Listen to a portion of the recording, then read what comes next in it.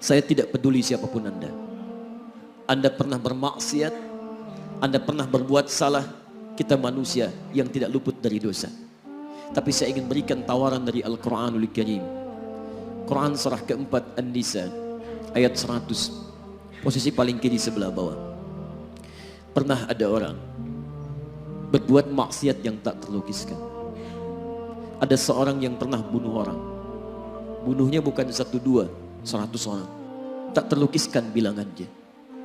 Kriminalitas tidak perlu diukur karena Anda akan lelah menghitungnya. Ketika Allah berkenan memberikan hidayah kepadanya, Masya Allah. Dan hidayah selalu terbuka pada siapapun sepanjang ia mau mengambilnya sebelum nyawa sampai di kerongkongannya. Tiba-tiba datang ia pada seorang alim dan berkata, saya ingin berubah. Alim ini kemudian menyampaikan pada orang dimaksud, Anda bukan berarti tidak bisa menjadi orang baik. Hanya Anda tinggal di lingkungan yang tidak mendukung Anda jadi baik. Keluarlah dulu dari tempat itu. Pergilah ke majlis ilmu si fulan, tempatnya ada di sana. Datang ke sana, belajarlah, dan Allah akan bimbing Anda berubah dari keburukan menjadi orang yang terbaik. Didengarlah nasihat alim ini.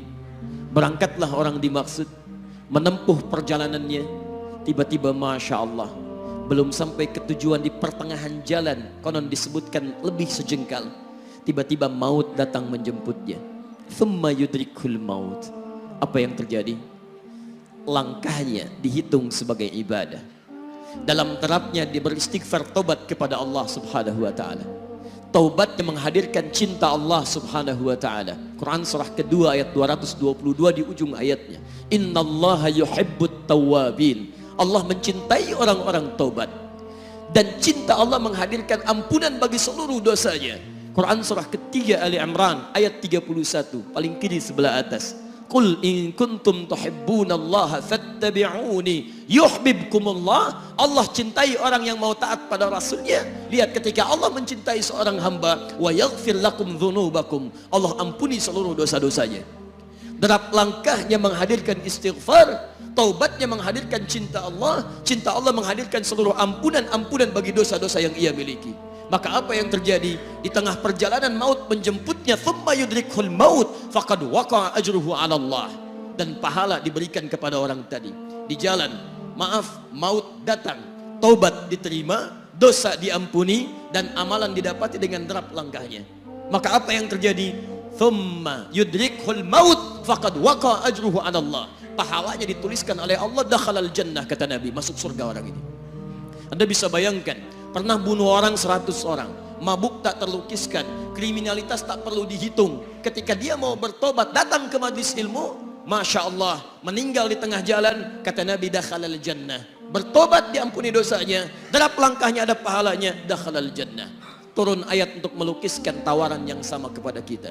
Wa may yuhajir fi sabilillahi yajid fil ardi muraghaman katsiran was'a.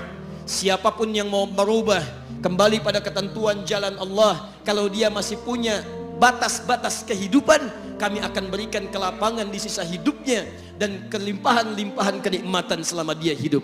Wa may yakhruj min baitihi muhajiran ilallahi wa rasulih. Namun bila ada di antara mereka baru ingin berhijrah, ingin berubah jadi lebih baik dalam pandangan Allah dan Rasulnya, tiba-tiba thumma yudrikul maut, baru keluar dari tempat dia tinggal, belum sampai ke tempat dia belajar, datang maut menjemputnya. Faqad waqa'a ajruhu 'ala Allah. Kami terima semua amalnya, kami ampuni dosa-dosanya, dan kami tuliskan namanya di dalam surga. Bila 100 orang saja yang pernah dibunuh oleh orang ini, pernah bunuh 100 orang, mabuk tak terlukiskan, kriminalitas tak terhitung, mau berangkat ke majlis ilmu, tak sampai ke majlisnya, meninggal dia, bisa masuk surga. Masa Anda yang tidak pernah bunuh orang? Ada yang pernah bunuh orang di sini?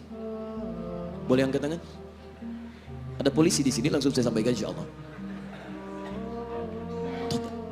Anda gak pernah bunuh orang, Anda tidak pernah mabuk, Anda tidak pernah berbuat kriminalitas seperti orang dulu. Salah, wajar, tapi pintu tobat terbuka untuk kita semua.